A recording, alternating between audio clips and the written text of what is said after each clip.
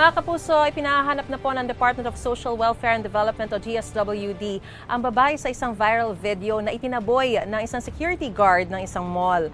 Ang pulisya naman po ay tinitignan kung may paglabag sa anti-child abuse law ang naturang security guard. May unang balita si Chino Gaston. Nakaupo sa hagdan ng isang mall ang babaeng yan na nakasuot ng uniformeng pang-estudyante. Bit-bit niya ang mga sampagita habang katabi ang kahon na may nakasulat na namamasko po. Kinakausap siya ng gwardiya na itinuro ang isang lalaki na nagbebenta rin ng sampagita sa di kalayuan. Pero ang pananaboy umabot sa paghablot at pagsira ng gwardiya sa mga bulaklak. Umakma rin siyang tila sisipay ng babae na inihampas ang natirang sampagita na hawak niya. Ang bidyong ito kuha sa harap ng SM Mega Mall sa Mandaluyong. Wala na mga sampagita vendor nang pumunta kami roon pero di bababa sa 4 na gwardiya ang nagbabantay sa labas ng mall.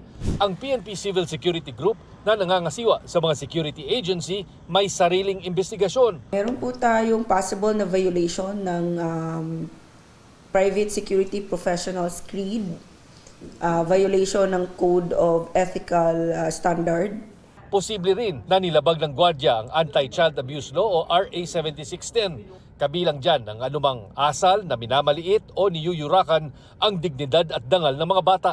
At kung sakaling hindi na menor de edad ang babae, gaya ng spekulasyon sa ilang online post, Regardless of the age, ang tinitingnan natin yung decorum, yung behavior ng security guards towards the person. Dapat respectful and courteous ang ating mga security guards.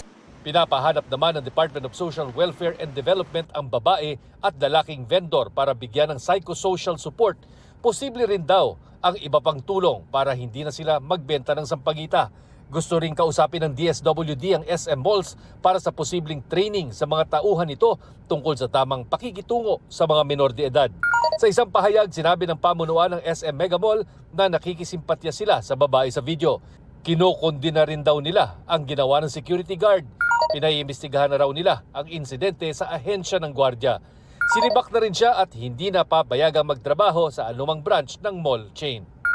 Ayon naman sa agency na kinabibilangan ng gwardiya, ikinalulungkot nila ang insidente.